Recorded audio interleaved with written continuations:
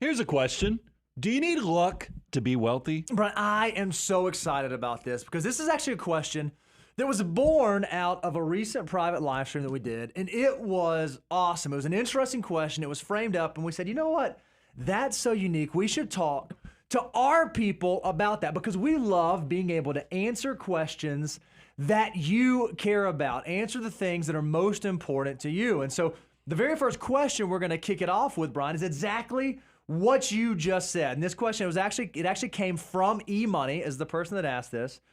They said, what was your luckiest, and this is us collective, what were your luckiest financial decisions? How much of your wealth building do you think has been about discipline versus luck? So was luck necessary to put you on the scoreboard? Discipline versus luck is how they kind of... That was the framework, yep. Okay, that's the framework, but I think it's important. I mean, all you guys have heard this. This is kind of a Captain Obvious statement, but it's worth repeating, is that what is luck actually when you get to the reality of where actually the rubber meets the road? It's actually you having preparation and then that intersecting with an opportunity that comes your way. So it's not, it's not like somebody gives you bags of money and says, here's your wealth. But without a doubt, there are moments in my life where my journey has been impacted by what you would call luck. I mean, let's go through a few of these because it's not just one. Yeah. This building that we're in right now, everybody knows that we talk about this building, and this is probably generationally something that will be good for your family, my family, based upon just the location where it was. Well, you have to remember here, where's the luck in this situation is that in 2021, as we went from 2020 to 2021, everybody was scared to death of, we were in the middle of this Global pandemic. pandemic going on. We had, people working from home. So everybody who owned commercial real estate Unsure or if people retail were real ever estate. go back to the office at all. Yeah, didn't know if they're going back, didn't know how retail was going to be impacted by this. There's a lot of chaos going on. So we heard that there was a pocket listing for a prominent piece of real estate. And Bo and I mean, here's where you say it's luck, is that we kind of did the numbers. Started crunching them, figured out if we could pull this off, kind of took a chance with the risk because it looked like a big bite of the apple, to be honest with you.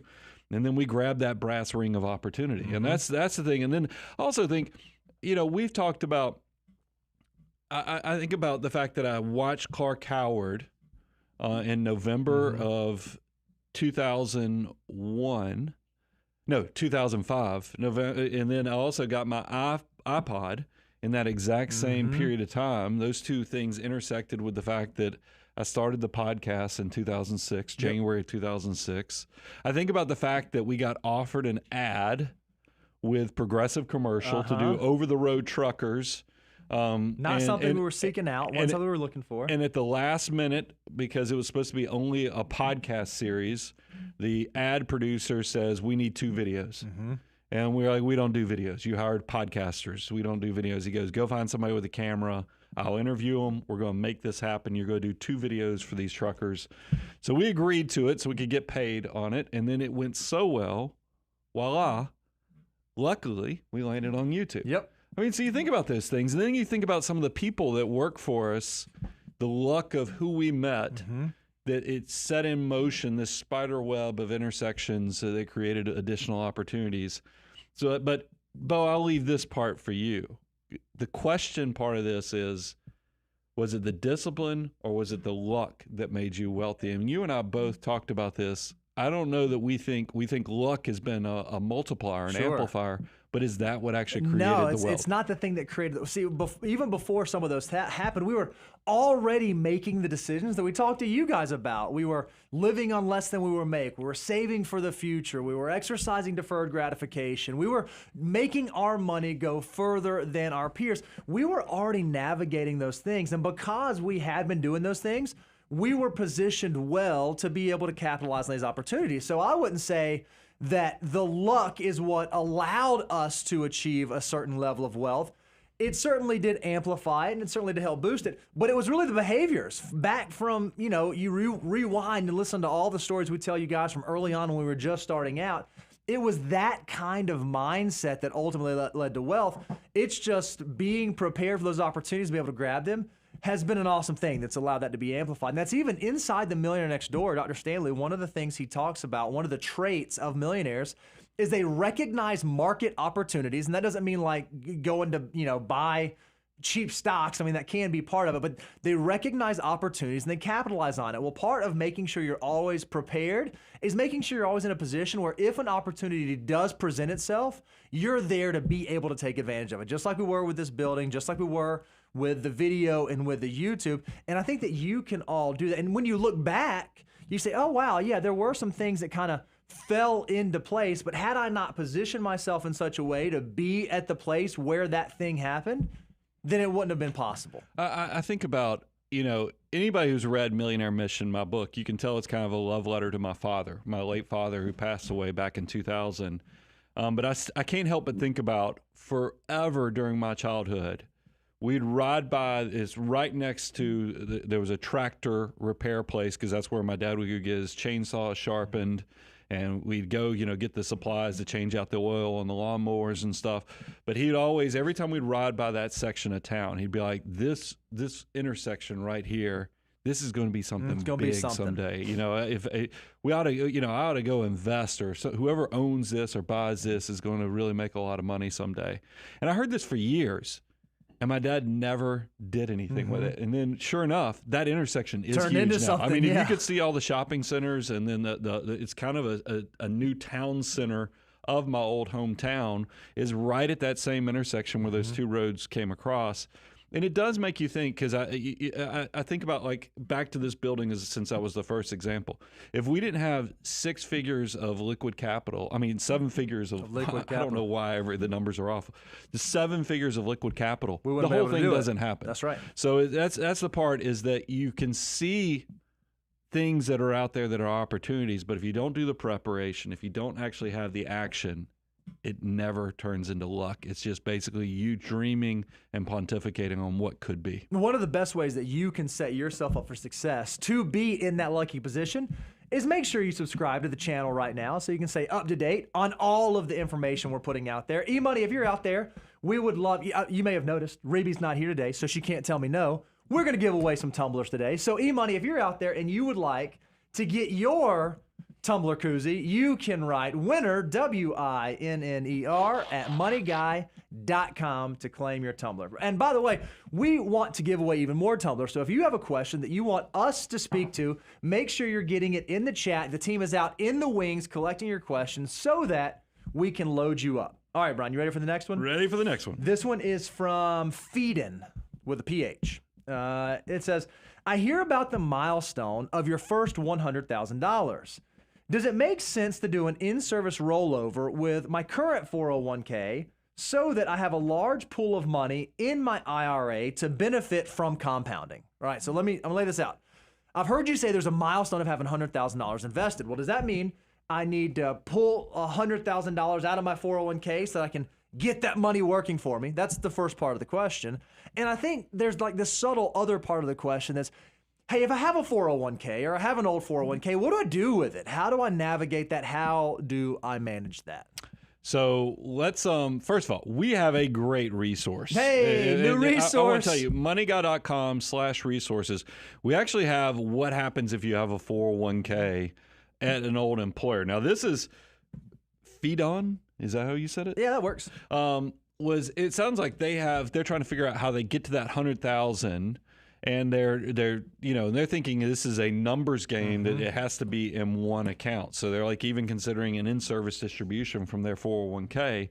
The reality is that here's the cool thing about math. If you bought the same investment in your Roth IRA, say the S&P 500, you bought the same S&P 500 in your 401k at work, and then you bought the S&P 500 in an after-tax, investment account, a brokerage account, you could add them all up, and they would still be the same $100,000. Now, look, and they can all be working for you. They all be working for you. Now they might be taxed differently because I just gave you 3 different tax buckets there, but that doesn't mean that they're not still all working together. This is something we deal with all the time with couples. When we have prospects come in it's always amazing to me that you'll see one spouse and their assets are like super conservative to the point that you can tell that they are scared to death to do any type of investing. And then you'll have another couple that is the wild, wild west of all technology all the time. And you go, hey, how are y'all looking at your assets together? And they're like, oh, no, we're not doing that at all. No, that's not us. They're scared. I'm kind of wild. And I'm like, well, y'all kind of need to think about this, is that even though these are separate accounts, how do you consolidate to look at this as a whole so you can make sure you optimize, you maximize the opportunity of all those army of dollar bill members that you have, because you don't want to miss out. You don't want to miss out. So I think one of the things every time, and this in-service rollover is an interesting thing. So a lot of plans won't even allow in-service 401k rollovers. If you're going to do that, you need to understand what are the pros and cons. If I move money out of my 401k into an IRA while I'm still working, is it valuable? Is it beneficial? Again, moneyguy.com/resources. Go check out our brand new deliverable that will kind of walk you through how to think through that. What are the questions I need to be thinking about? What are the things that I need to be looking at? Because it's not always the same. Even when you change jobs, sometimes it might make sense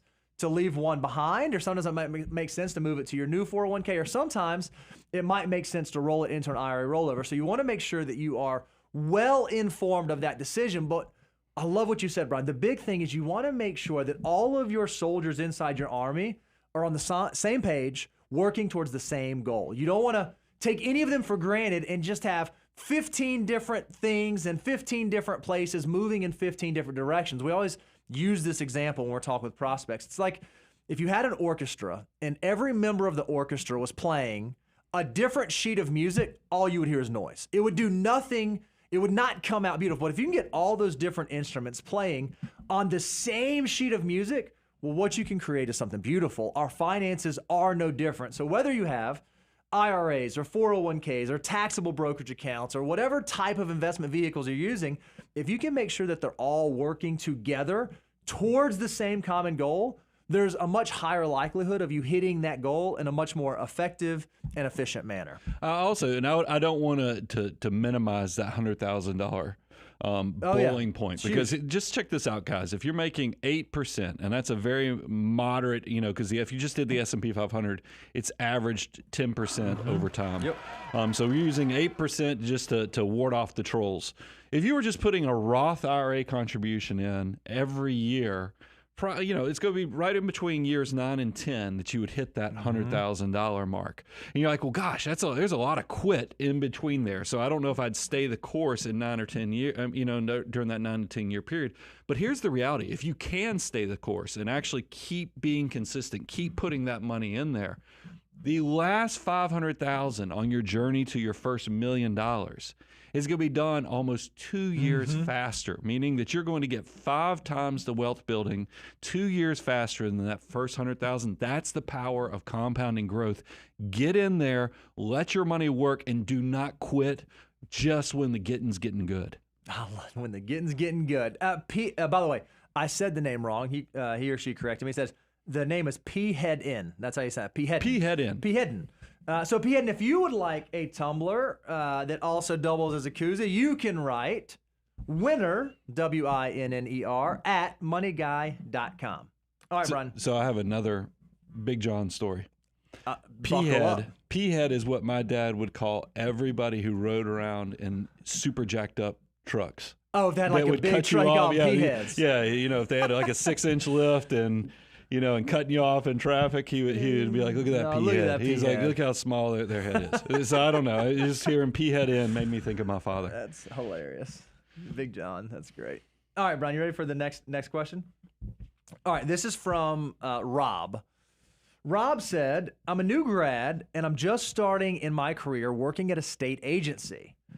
We are required, now this is interesting, I thought, to choose between a pension or a 401k-like plan with a 5% match. Which one should I choose? Thank you, Rob. So it sounds like at this agency, I can either do a defined contribution plan or I can do a defined benefit plan. Well, if I'm in Rob's situation, first, can you tell me a little bit about what's the difference between the two? And when I think about building for my wealth building journey, how do I know which one makes the most sense for me?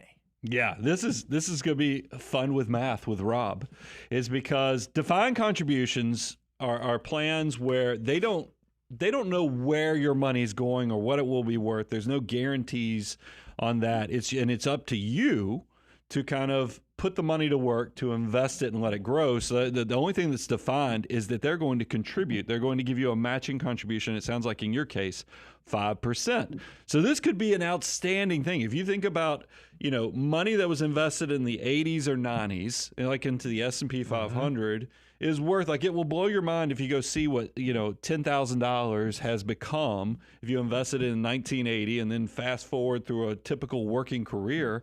And you're like, wow, that's amazing that sum of money is exploded into a wealth. So in that case, you'd be like, that's an awesome deal. I'd want to take the defined contribution. The defined benefit, which is what the pension is, means that they put limits. Your employer's taking on the responsibility of what the money will become, because they're promising you the benefit upon that passage of time, meaning that they're bearing the risk of actually what's going on in that investment.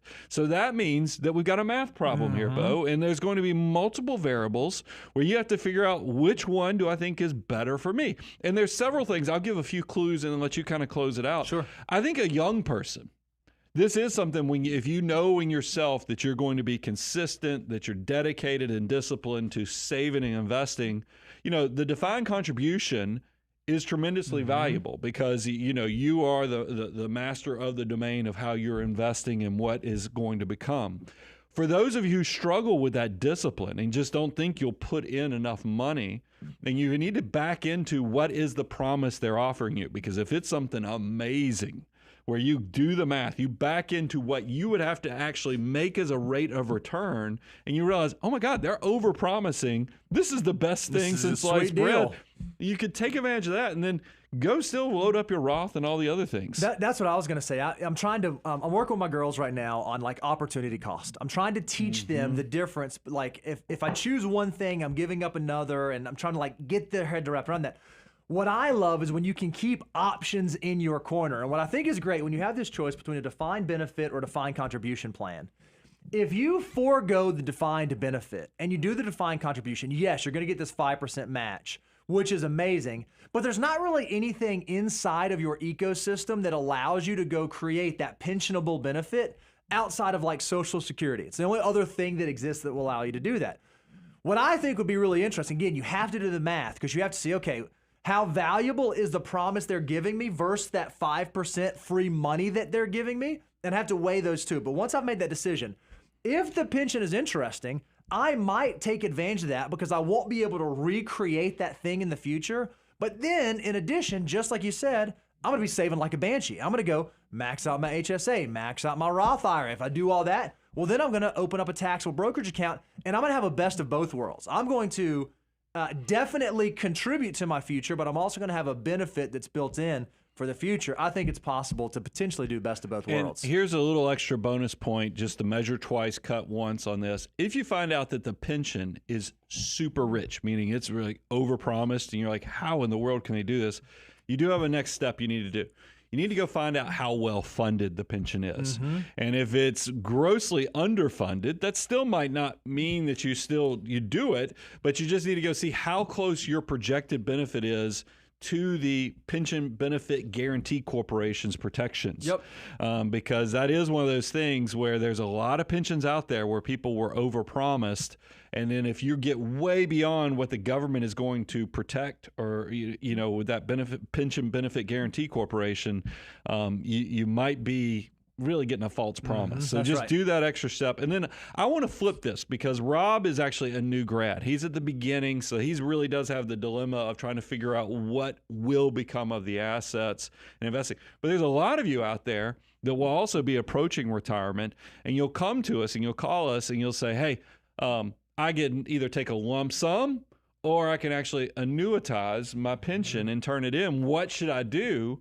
And I think you guys think that there's just going to be a rule of thumb that you just choose this always the same way. And it's not. Every time it is a math calculation where we have to calculate what are the benefits that they're offering you with the pension, what does that equate to with the lump sum, so you can kind of then, handicap which is the better deal. It's back to Bo's opportunity costs or incremental decision making. Which path is actually going to be the best opportunity for you to maximize your financial future? Rob, kudos to you for being a recent graduate, thinking about these things. That's huge. That already shows that you have a financial mutant mindset. So I'd like you to do two things. Number one, if you're not subscribed, make sure you subscribe to the channel right now. And number two, if you would like to receive your free tumbler, you can write winner, WINNER. I know Reby said I don't have to spell it. You don't have to spell it. I know, but it just rolls off the tongue so good. You can write this is winner, almost like a filter. If you can't spell winner, you don't get the tumbler. Then you don't deserve the tumbler. Well, So I'm not going to say deserve. you just don't get the it. tumbler. Okay, you still deserve it if you can't spell it. I mean, You because don't there's a get good chance I wouldn't have been able to get the tumbler because I can't spell anything. So if you'd like your tumbler, Rob, you can write winner at moneyguy.com. All right, Brian, you ready for the next question? I am. This is from Joshua. Joshua said, should I open 2 taxable brokerage accounts?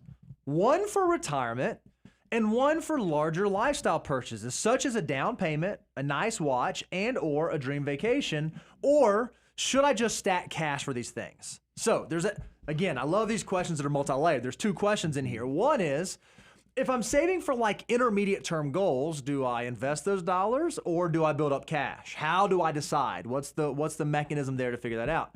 And then 2, even when it comes to building assets and thinking about consumption, is the envelope or the bucket system the right way to do it? Or can I do the all-in-one pot system? How should Joshua think about navigating that? Yeah, Joshua, here's the thing. Know thyself. I think for some people, they do need some separation. If you're one of those people that you don't like it when your peas gets into the gravy and all this other things and it just blows up how you enjoy a meal, maybe your mind works that way and you've got to keep them separated. So that's why I can understand why having 2 separate accounts happens. I mean, we see it with clients from time to time. But just know you're adding a layer of complexity.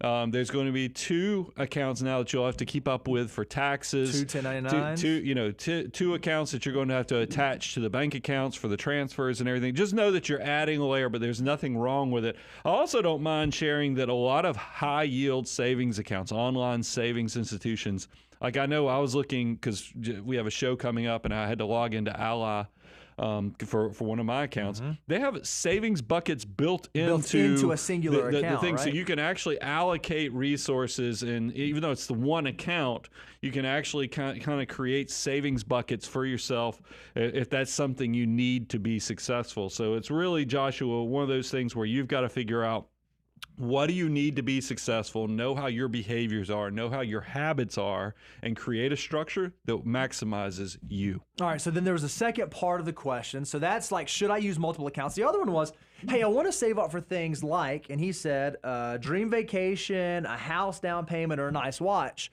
How do I decide? Do I just stack cash or do I use the taxable brokerage account? And I think that the answer depends on the timeline. If these goals that you are going to have are inside of, what do we say, Brian, 48 to 60 months, right? If you're inside that timeline, my opinion, cash is your friend. Especially with interest rates at 5%, you just stack cash. So if you know that vacation's coming up in 24 months, I think it's going to be better for you to build cash, build cash, build cash. But if it's something that has an undefined timeline, like maybe a house down payment and you're kind of looking, but you don't know when it is, and there's a good chance it might be more than 4, 5, 6 years in the future, I think then you can do a best of both worlds approach. Not only can you have some money going into cash that you're stacking up, but you can also use like a really low cost index fund or low cost near dated target retirement fund and just take advantage of dollar cost averaging, because every month that you're putting those dollars to work, if the market goes up, great, you're making money. If the market goes down, great, you're buying in at lower and lower levels. And then as the timeline for the purchase becomes clearer and clearer and clearer, just like you were able to dollar cost average into the position, so too can you begin to dollar cost average out of the position to make sure the cash is readily available when you need it. So I think how you pay for and save for those things will very much be dictated by the timeline on which you think you're going to purchase those things. Agree? Disagree? I agree, but I want to go one step a little deeper. Besides just the timeline of when you'll need it, I think you also need to classify, is this a need versus a want? Tell me more. When I say that a need is if you've got the love of your life and you know that the right thing to do is you need to lock it down, then that engagement ring is not a want. That's a need that needs to happen. It's kind of same thing. And once you give the mouse the cookie. I mean, once you do the wedding, if you're having to fund a lot of that's now no longer a want. That's a need. So it's going to have a definitive timeline. That's great. I think a house down payment, yes, you said if it had a lot of flux in it, but I think sometimes when you're growing your family and other things, or you're planning your family growth, you'll be like, okay, I know I'm going to need a house in 3 years, so I really need to work off this timeline. So that's now a need. It's not really a want. When I heard Rolex or luxury, kind of a luxury good watch and a vacation, those are more wants. Sure. And I think that those can be more opportunistic in the fact that you can say, hey, the market's at an all-time high. I've had a frothy year. I've already saved and invested beyond 25%. I'm in step 8 of my financial order of operations. Maybe this is a great time to reward myself. It's okay if I then raise a little capital from that. I love it. Josh, this is a great question. Hey, 2 things that you do not have to save for. One of them is a Money Guy tumbler that you just won for free, and the other is financial education. All that costs you is to subscribe to the channel right now, and that is totally free. So if you'd like your tumbler, you can write winner at moneyguy.com. Y'all all thought I was going to spell it. I didn't. You can write winner at moneyguy.com. Truthfully, I knew what you were doing, but there was also because that pause is kind of like if somebody goes, don't you want to finish it? Yeah, y'all want So I did to. that horrible. You can tell I'm not a percussionist. But that's why when we had that one clip where we were doing something in rhythm, it took like 16 different attempts. But it is when I hear somebody say winner and then give me a pause, I want to say winner, winner, chicken dinner. That's what. I thought that's what that's what the URL should have been, or the email address should have been. It's a pretty long email address. So. All right. Can you do that? I mean, give me a beat. That was the one you were going for, right? Yeah, and then I'll do the easy part. Yeah, you're much better at that than me. By the way, we have multiple drummers on our content team. Right now, there are so many percussionists in this room that are not you and I. So here's a question, and this is if you go on Broadway, there's always people out there drumming the 5-gallon bucket the 5-gallon buckets, and you ask some of our percussionists, hey, are they doing something? Hey, is that impressive? And they gave us the feedback, and it was very polite. That they're always using the same beat. It's like, hey, I don't know if you noticed it's they're all doing and the he exact same played the beat on the table right there with his fingers. I was like, yeah, that to was which just on I Broadway. said, no, I never noticed that. Yeah. I thought it was awesome, but that just shows how little I know about music. Music wasn't my forte growing up. You played the you did the keyboard, right? That was your instrument. I tickled the ivories a little bit. Yeah, not me. Zero. I did it long enough to know that I love it. But it doesn't love me. Oh, it's such a miserable thing to love music, but not have the talent to actually be good. That's why whenever I meet all of y'all know, there's one that I fan on him all the time because one of our advisors, tremendously successful in the music industry. I mean, when people find out what he's accomplished, you're like, wow. He's legit. And he's so humble. And I'm like, if I was like that, it's just like I went to the Grand Ole Opry, and one of the guys up there was this older gentleman playing, and then he's like, you don't know who I am. And then he's like, but I wrote this little ditty, essentially. I don't think he used the word ditty, but that's my word. And then he starts playing The Gambler. Wow, yeah. I was like, if I was this dude, I would walk around like Flavor Flav with like a gold record or something on me. So, because that's how much I loved music, but it just didn't love me. We tried to get him to bring some of his like album, like some of his like platinum or whatever the album's in or whatever. And I was like, dude, we had to like tell you to bring. I would literally be wearing it around my neck all the time, letting people know. But yeah, I've quit bragging because I think he doesn't like it. Oh, he's like your typical creative that doesn't like that type of attention. All the attention. That's. Meanwhile, me and you like super high. Bring it on over here. Yeah, I wrote that. Oh, all right, Reba, you ready? Oh, that's right. She's not here. That's why we're doing this right now. Oh, we're not on that. Okay. All right, Who asked that question? Who do we give the tumbler for that? I already gave No, it away that to was him. that was That me. was Josh. Oh, that was you. Brian, if you like a tumbler, right, winner. All right, we'll get this thing back on track. Yeah, we're having a good time. All right, this next question, this is from Logan.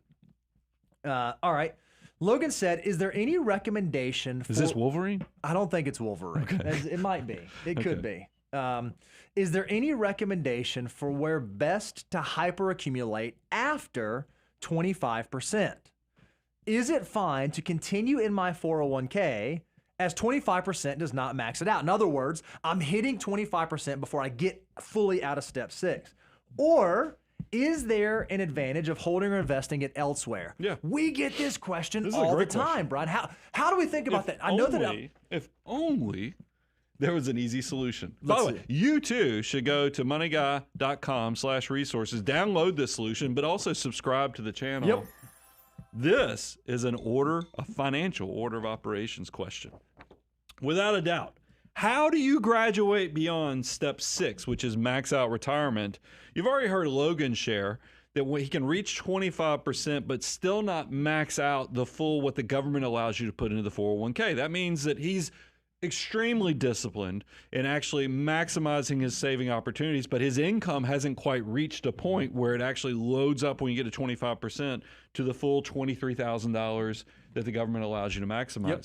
So I would tell you, Logan, you are officially graduated from step 6 once you hit that 25%. However, once you get to step 7, hyperaccumulation, it's got the funny little name because what hyperaccumulation is exactly as the name applies. You are now beyond 25%. So what do? Well, what do? You can't be a rudderless ship not knowing where you're going to go. You have to start thinking about what are you navigating to? What are your goals? Because all steps 1 through 6 was like, maximize the future by, taxes, making sure you have emergency reserves. Step 7 is the one that says, wait a minute, we actually need to think about where we're going to use this money, how we're going to use it, because when you answer the why question, it is going to streamline, okay, if I'm retiring in my 50s, I might need some after-tax brokerage account because that's going to be so much easier to get a hold of, especially if I'm retiring before 55, than any other retirement accounts are. However, if you're a person who says, I absolutely love what I'm doing and I love tax savings and I'm starting to get into a higher income tax situation because Logan might get some promotions in the future, then if you're working until 70, you might say, yeah, let's go ahead and let's load up especially that Roth 401k or something like that. So it all depends. Don't skip step 7 because that is where you get into the 3-bucket strategy and also how you're going to use your money for the future. Yeah, we tell people all the time, and this is an important thing to say. If you're saving 25% for the future, you're doing what you're supposed to be doing. Like, that's the goal. I feel like because of the way the financial order of Brian, we hold up the thing again. Because of the way the financial order of operations is designed, people think I have to get out of my 401k. I have to get out of my 401k. And while there are advantages to getting out of your 401k, and there are advantages to having an after-tax account, and there are advantages to having that liquidity, it is also okay if you just happen to be in the situation where, hey, I live a modest lifestyle, I have a modest income, I'm saving 25%, and it's in my 401k, and when I retire, I'm going to be in probably the same tax bracket, or I may even be in a little bit of a lower tax bracket when my earned income goes away. That's okay. I feel like they feel like, oh, if all I'm doing is saving 25% and it's all going into retirement accounts, I'm doing it wrong. That's not true. You're still doing an amazing thing. Yeah, there's some other flexibility that could take place, but just because you can doesn't mean that you should and doesn't mean that you have to. You have to figure out what is the right plan for you. If you're going to retire at age 67 and as soon as you retire, you're going to begin drawing Social Security and then you're going to have this big qualified bucket sitting out there, that's okay. That's okay. Don't feel like you have to mold to something else just because you think that's what everyone else is doing. Make sure you have a plan in place that makes the most sense for your situation. And for a lot of folks, Logan, they fall into this. Hey, I'm doing 25%. I'm not planning on retiring early. I'm building up an emergency reserve. I have cash. I can go buy a car if I have to buy a car. I'm going to keep doing the 401k thing. That's okay. There's two things. I noticed the team tried to put up that there's a great resource, what will 25% do for you? So if you go to moneyguy.com/resources, we do have a great resource so you can actually see by your age what your savings rate is, what type of income replacement you can kind of anticipate in the future. The other thing, I think when I think about step 7 of the financial order of operations, it's very misunderstood because it has that title to it. That's why I talked about you can go download the free resource, but I'd be a crazy person if I didn't tell you about Millionaire Mission, my book that came out, my New York Times best-selling book that came out. Because I think I put a master class on. One of the chapters that I was very proud of was that I took the step of hyperaccumulation, and I really do think I gave you the details and the understanding that if you ever have questions of how am I supposed to be using my money, how am I supposed to be putting it between all the different savings buckets, the after-tax, the tax-deferred, and even the tax-free Roth accounts, we loaded you up when I put together Millionaire Mission. Love it. Logan, if you would like a tumbler, you can write winner@moneyguy.com. We would love to get that out to you. Look, I didn't pause on that. I didn't slow down on that. I think I crushed that. Reeby's going to be so impressed. All right, let's do this next question. This next question, this is from a friend of the show. We know Brian really, really well. And this is a great question. Brian with a Y asks, what can we all do to prevent identity theft? I know freezing our credit is a thing. I'm not sure if you've done this before. Thanks for your input here. In the world of cybersecurity in which we live, we've had a forensic consultant tell us before, it's not a matter of if your private information will be compromised. It's a matter of when will it happen and how prepared were you for it? So when we think about protecting ourselves and risk management, what do you do personally? What are some of the things that you do? And what do we recommend for clients? And how can people make sure they keep themselves as safe as possible? By the way, this qualifies as a current event that Brian is bringing to everybody's attention. There is word on the street now that cyber criminals have actually obtained all the Social Security numbers of the entire citizen space. Did you know this? I mean, this is one of our topics that we're likely covering coming up. That's wild. Yeah, it's bad. So this has been disclosed out there, but I think everybody, based upon how many, I can count, typically it's 3 to 5 every year, whether it's me, whether it's my wife, of disclosures of breaches or all kind of identity things that have been shared out there and creating vulnerabilities. So let me go ahead and just break it open for you. There are so many more criminals trying to use your Social Security number to obtain credit than likely you are. So without a doubt, freeze your credit. I mean, it's gotten so easy, by the way, whenever you have to use your credit, because you need to understand what freezing your credit means is that even though somebody might have your Social Security number, they can't open a line of credit using your Social Security number because it is on lockdown. The only way you can unlock it is you reach out to the 3 credit agencies and you unfreeze it. The good news is it's instantaneous, meaning I can actually be on the phone, ask the credit company, hey, which bureau are you pulling the data from? They say Equifax. I'd be like, okay, perfect. I'll log into Equifax, unfreeze my credit. They say, and it even had one of them, I can't remember which one, says, hey, do you want to just keep this unfrozen for 2 days, or if in case you're shopping a mortgage? I think or all doing 3 of them something. do that now. But for me, I've been on the phone, and then I unfreeze it once I find out which credit bureau they're going, and then as soon as they tell me, hey, yeah, we pulled it, it's all good, and then I'm like, I lock it right Freeze back it right down. back up. So that's the first thing, Brian. Go out there and consider freezing your credit. Make sure you keep up with all the user ID and passwords, because I don't want you being upset with us after you do this if you're not keeping up with how to get into unfreeze those accounts for future purchases. Hey, what's a great way to keep up with like user IDs and passwords? Seems like that's something too that might be like a cybersecurity issue. And that's right? the next thing, is that we love password services, where you're actually, using some type of centralized password management where every website you go on to is a unique website, a unique login, user ID, password, 12, 16 and beyond digits with, multiple numerals, symbols, all kind of other crazy things. I went kicking and screaming into this, and it was probably around 2019 that I got really serious about cybersecurity and have used a password manager ever since. And I got to tell you, my life is better. The other thing that I think you've got to make sure is that even if somebody has your password, how do you make it benign or make it where it doesn't actually hurt you? Is that you got to put multi-factor on every financial account that you have. Love it. The easy way to do that is just to have a text come to you. But I even like I use Google Authenticator on a lot of stuff. A lot of your password managers will also have Authenticator apps. But it's just a great way, and we can do more content on this, but that's a great kind of summary of some of the options people can do. I heard you say something interesting. Even though you use a password manager, the recommendation is still have secure passwords. So even if you're using a password manager, one of the benefits of doing that is it allows you to have the 12 or 16 digit non-linear numeric symbol, all that stuff. Even if you're using the password manager, you should still make sure you have super secure passwords, and it allows you to have more secure passwords inside the password manager, right? Yep. So you said password manager, you said secure password, you said MFA, you said credit freeze. I got one more. I can't wait to hear what it is. No, it's because Social Security numbers are now getting more and more, compromised.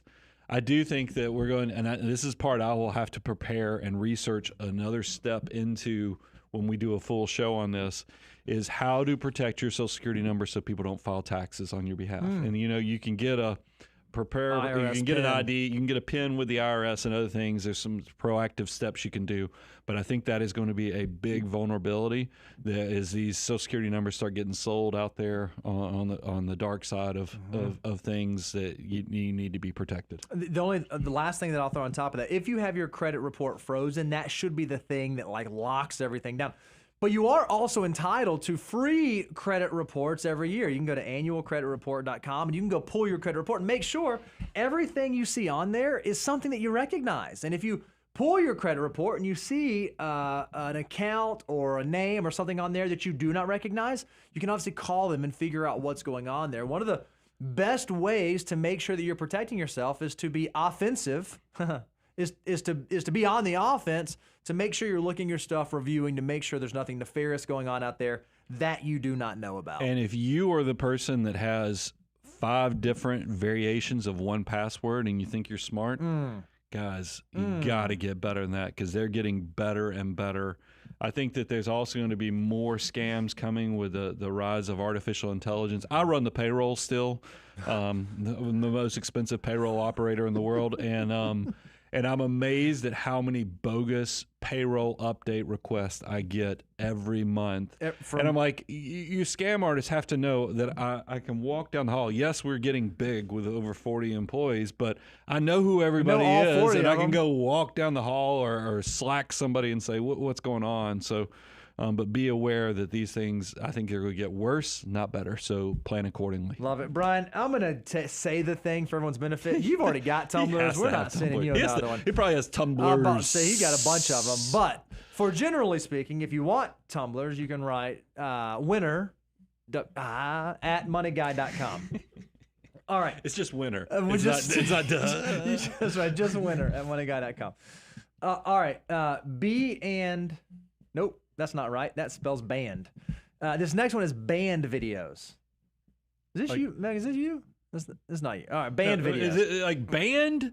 Like it's like parental advisory, or is no, band B-A-N-D, like it's actually like a drum line? Drum line. Yep, band video. Band videos. That southern accent even got me there a little bit just then. Band video said, "Hello, what would you recommend my newly married wife and I do for investment purposes if we plan to buy a house in the next year or two? Should we still max out Roth IRAs, or should we stack cash? We have these competing priorities. We want a house, but we want to build for the future.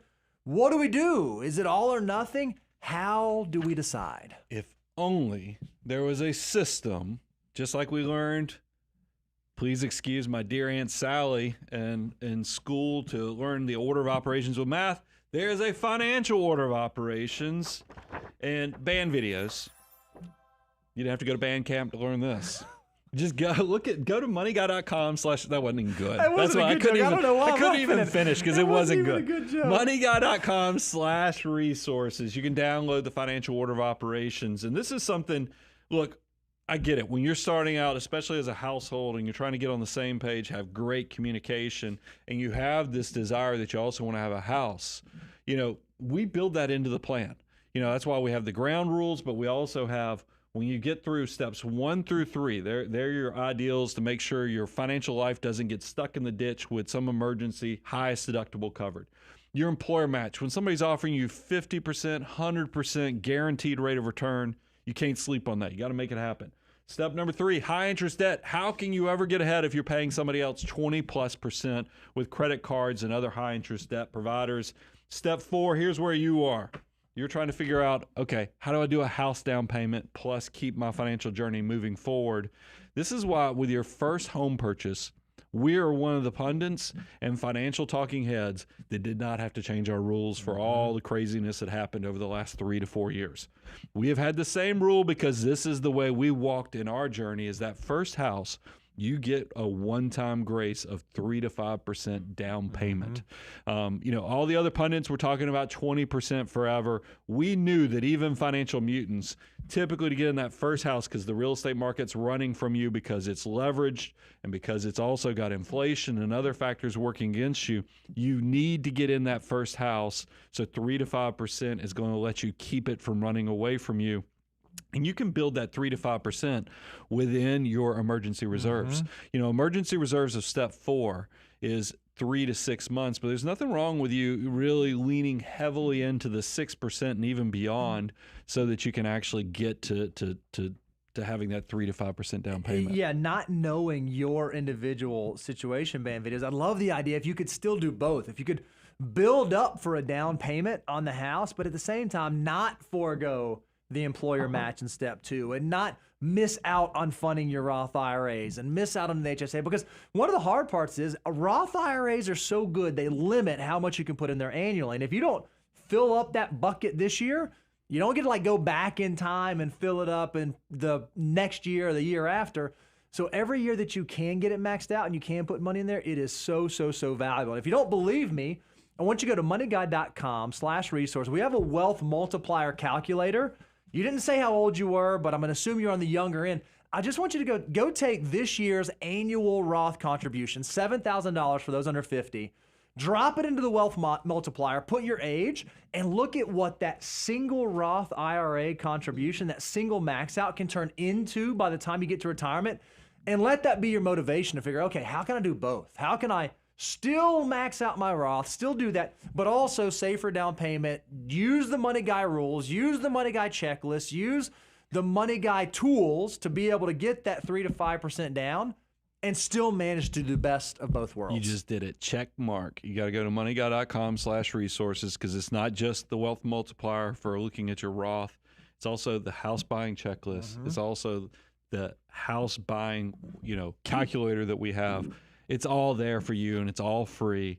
Go make it happen so you can make the right decision. Measure twice, cut once on these big life decisions, but you won't have regrets if you do it the right way.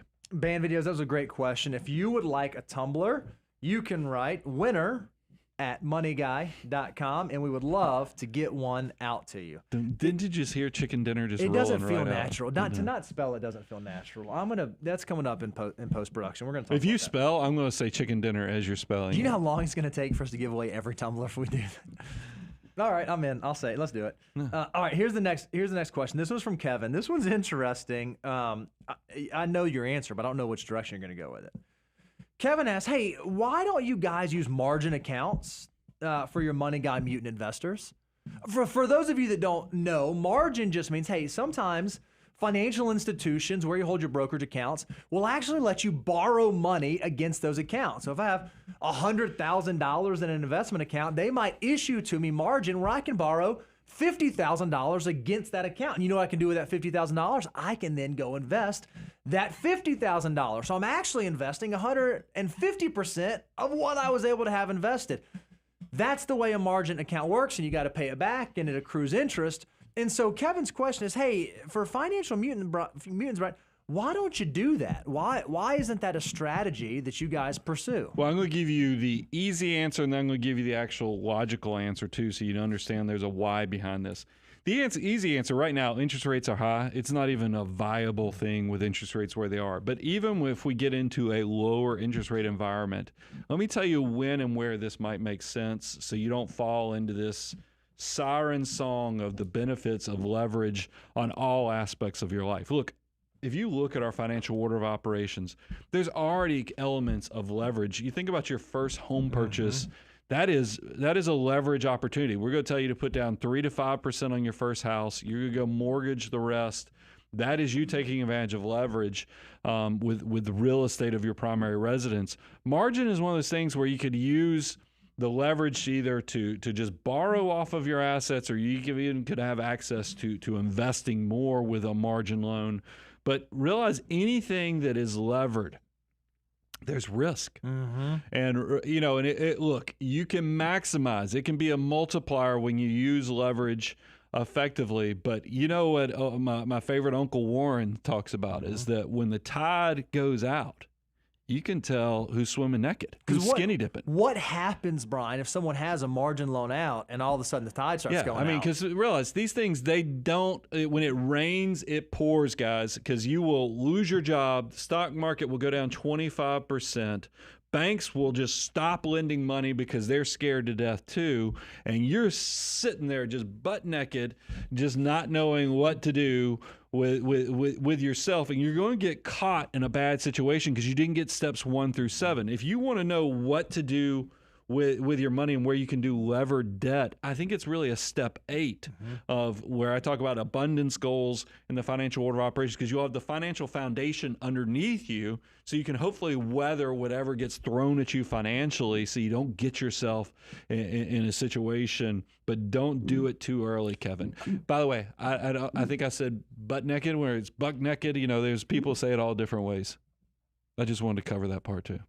That part was for free. That wasn't even part of the. I can see the whole. I can see everybody around here just going, "Which way did he just say it?" Because I know there's all kind of. And now I've watched enough YouTube videos. I don't even know what to. I like that you know what back the real and said saying it both is. ways, so that we got both of them in there. Here's it could be that naked buck deer that's sitting out there. It could be somebody's rear end naked. I don't know. I don't know.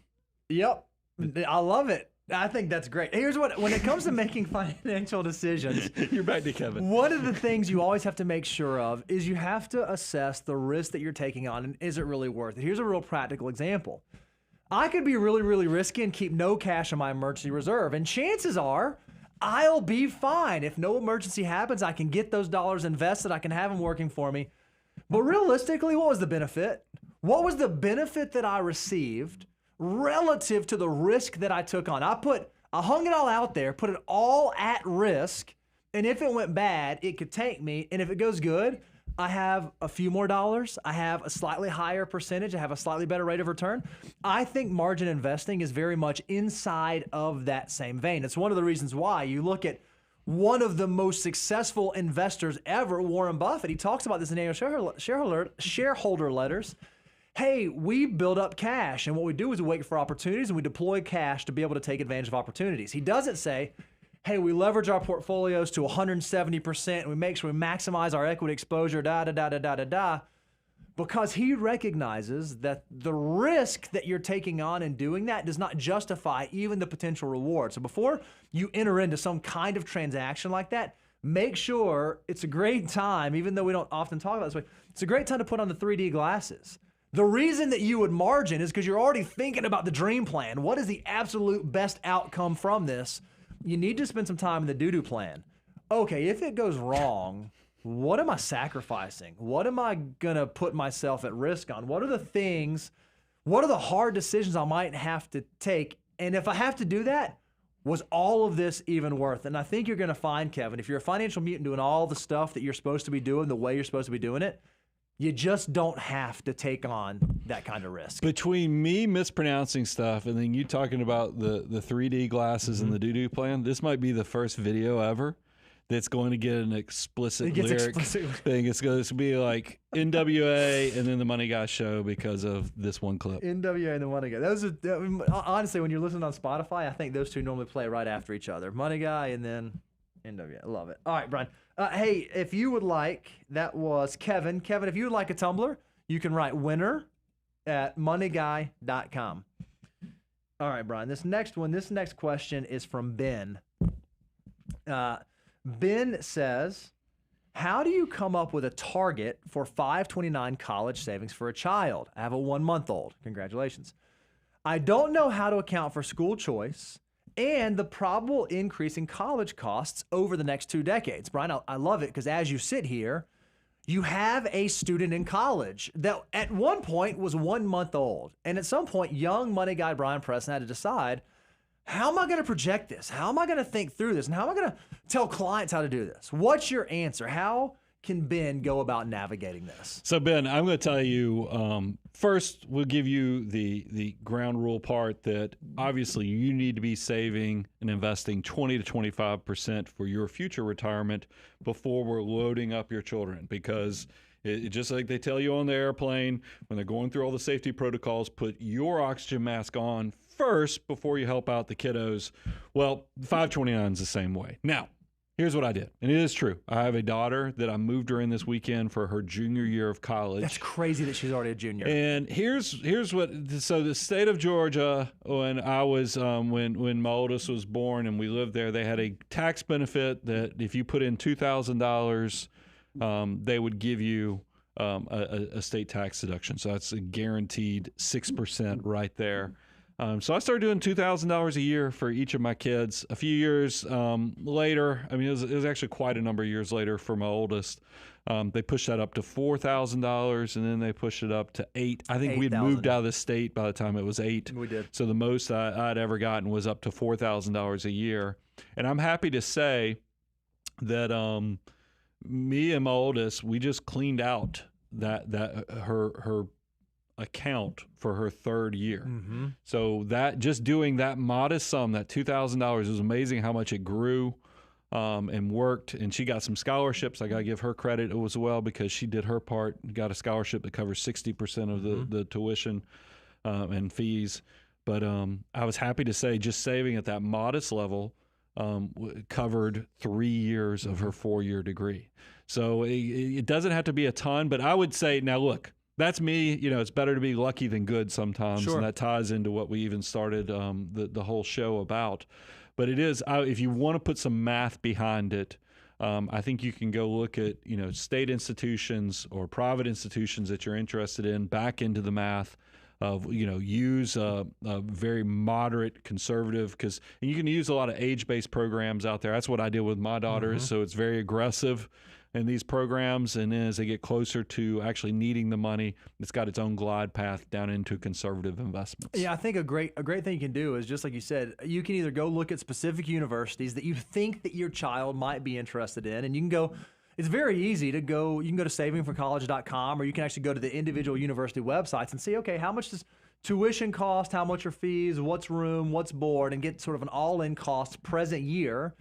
And say, okay, if my kid's 1 month old today, and I want to think, okay, well, college costs are going to inflate to some degree. Now, you got to figure out what number you're going to use, but you can inflate it from the cost it is today all the way out to the cost you estimate it's going to be at 18. You say, okay, well, if I need that for 4 years, that's my finish line. That's the number I need to move towards.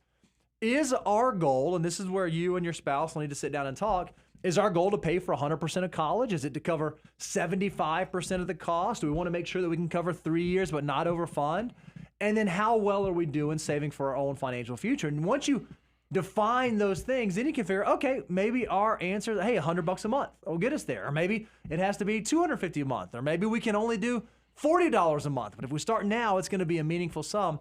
That will at least give you an idea of what you are moving towards. And then what's great about all financial plans is as you move through time, you're going to be able to adjust and control. Like, you're going to recognize at some point, hey, okay, my kid's probably not going to go to an Ivy League. That's not what they're interested in. Or, hey, my kid's probably going to go to local community college, or they're going to go to public school. And you can adjust the strategy accordingly. But that at least will give you sort of a horseshoes idea of what mark are you shooting towards and what's realistic for your family situation? I have one more tip for Ben. This is probably 10 years in the future. So this is just, earmark this and come back to it in 10 years. But when your child actually starts showing an interest in money, or you're at least trying to introduce them into the money, don't keep this account a secret. This could be, I've told you guys, when they start working their first job, hopefully it's like fast food or food service while they're in high school, so they'll know how crazy the general public is. Start doing some matching funds into that custodial Roth IRA. But even before that, you could show them a 529 account statement, show, hey, 10 years has been invested. Look how much it's grown. This is why we need to start having conversations now on what do you begin with the end in mind. What's your major? What do you think you want to do? No pressure, because look, I didn't know what I was going to be when I got into college, but we do need to start thinking about how much the colleges cost, how student loans, you need to make sure when you graduate, your student loan is less than what your first year salary. Start those conversations now so that you can raise children who are not scared to death with how money works. I mean, that's something that I always tell people, and they say, what can I do with my children? I'm like, involve them with the process. And they're like, yeah, but isn't it scary to let your kids know that this money's out there? And I'm like, well, first of all, 529, not exactly the easiest thing for them to get access. And the second thing is, you're going to thump them on the ear before they try to take any of these custodial accounts or other things, because if you raise them right, I think that, it's better to have the conversation than just to stick your head in the sand and assume they're going to be good with money. You need to model the behavior, share the behavior, and educate the behavior. I love it. Ben, with a 1-month-old, I imagine that you're probably still having some sleepless nights, and those mornings are pretty rough. And if you'd like something to keep that morning coffee nice and toasty, we would love to send you a tumbler. So if you would like a tumbler, you can write winner, W-I-N-N, I'm doing it anyways, W-I-N-N-E-R at moneyguy.com, and we'd love to get that to you. Guys, we love that we get to answer these questions. If you've not subscribed to the channel, we would love for you to do that.